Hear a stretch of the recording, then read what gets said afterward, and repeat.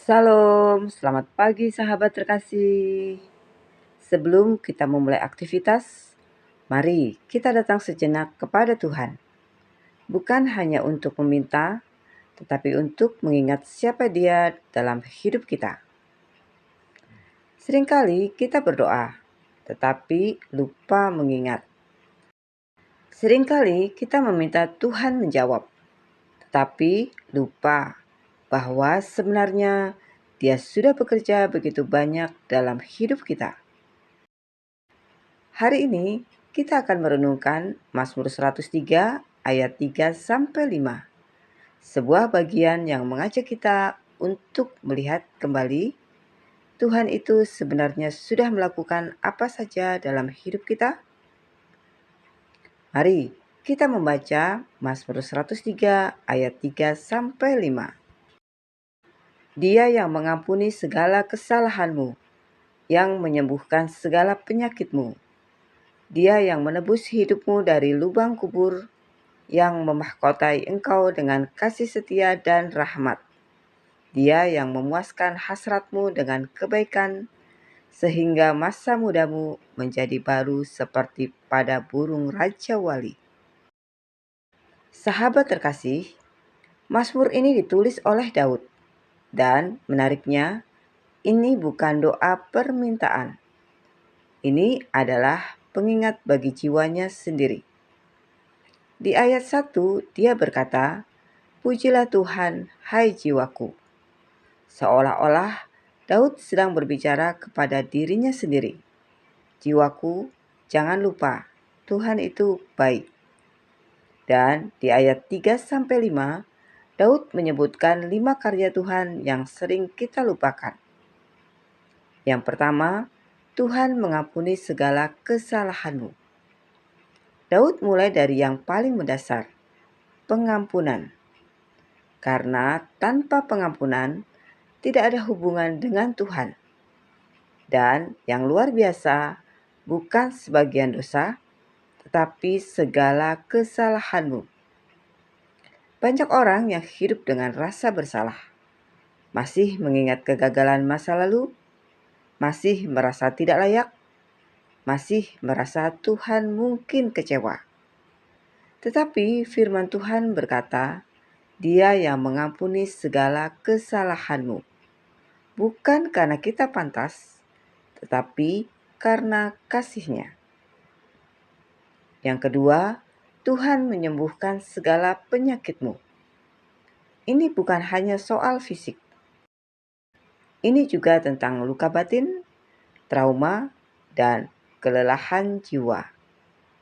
Ada orang yang terlihat baik-baik saja, tetapi di dalamnya penuh luka. Dan Tuhan tidak hanya peduli pada tubuh kita, Dia peduli pada jiwa kita yang terluka. Tuhan adalah Allah yang memulihkan. Sahabat terkasih, ada seorang wanita yang bekerja sebagai perawat di rumah sakit. Setiap hari, dia merawat orang lain, menenangkan pasien, memberi semangat kepada keluarga pasien. Semua orang melihat dia sebagai pribadi yang kuat. Tapi satu hal yang tidak banyak orang tahu, setiap pulang kerja, dia selalu duduk sendiri di mobilnya, diam, dan menangis. Bukan karena lelah secara fisik, tapi karena hatinya kosong. Dia pernah mengalami kegagalan besar dalam hidupnya. Hubungan yang hancur, harapan yang tidak tercapai. Dia merasa hidupnya jalan, tetapi tidak benar-benar hidup. Suatu hari, saat dia hampir menyerah, dia mendengar satu kalimat dalam renungan sederhana. Tuhan tidak hanya memakai kamu, Dia juga mau memulihkan kamu. Kalimat ini menusuk hatinya. Selama ini dia sibuk memberi, tetapi tidak pernah membiarkan Tuhan menyentuh lukanya. Hari itu, di dalam mobilnya, dia tidak hanya menangis. Dia mulai berdoa dengan jujur. Tuhan, aku capek. Aku luka. aku butuh Engkau. Dan untuk pertama kalinya, dia merasakan damai yang tidak bisa dijelaskan. Bukan karena masalahnya langsung hilang, tetapi karena dia tahu Tuhan sedang memulihkan hatinya. Sahabat terkasih, Tuhan bukan hanya melihat apa yang kita lakukan. Dia melihat apa yang kita rasakan. Dan dia berkata, "Aku yang menyembuhkan."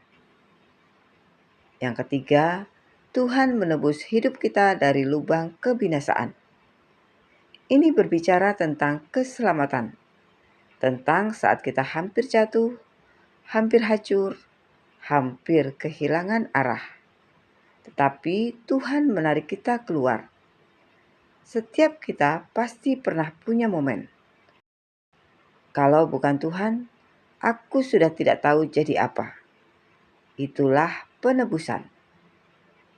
Yang keempat, Tuhan memahkotai dengan kasih dan kesetiaan.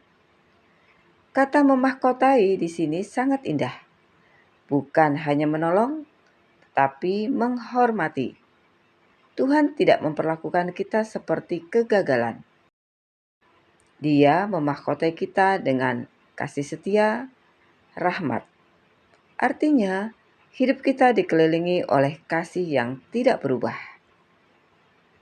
Yang kelima, Tuhan memuaskan dengan kebaikan. Dunia menawarkan banyak hal. Kesuksesan, uang, pengakuan. Tetapi semua itu tidak benar-benar memuaskan. Hanya Tuhan yang bisa memenuhi hati manusia. Dan ketika Tuhan memenuhi hidup kita, masa mudamu menjadi baru. Ini berbicara tentang pemulihan kekuatan, bukan soal umur, tetapi tentang hati yang kembali hidup. Sahabat terkasih, Mazmur ini mengajarkan satu hal penting. Masalah kita sering bukan karena Tuhan tidak bekerja, tetapi karena kita lupa melihat pekerjaannya. Mari kita berhenti sejenak dan bertanya, bukankah Tuhan sudah mengampuni kita? Bukankah Dia sudah menolong kita berkali-kali? Bukankah kita masih berdiri hari ini karena kasih-Nya? Kalau kita sadar ini, maka kita akan berubah dari mengeluh menjadi bersyukur, takut menjadi percaya, lelah menjadi dikuatkan. Sahabat terkasih, hari ini sebelum kita memulai aktivitas, mari kita ingat Tuhan tidak pernah berhenti bekerja dalam hidup kita. Dia mengampuni, menyembuhkan, menebus, memahkotai, memuaskan. Sahabat terkasih, mari kita berdoa bersama. Bapa yang penuh kasih, terima kasih karena Engkau begitu baik dalam hidup kami. Ampuni kami yang sering lupa melihat kebaikan-Mu. Hari ini kami diingatkan bahwa Engkau adalah Tuhan yang mengampuni, menyembuhkan, dan memulihkan hidup kami. Bagi kami yang sedang lelah, yang sedang terluka, yang sedang kehilangan harapan, sentuh hati kami Tuhan, pulihkan kami. Biarlah hari ini kami berjalan bukan dengan kekuatan sendiri, tetapi dengan keyakinan bahwa Engkau menyertai kami. Di dalam nama Tuhan Yesus Kristus, kami berdoa dan mengucap syukur. Amin.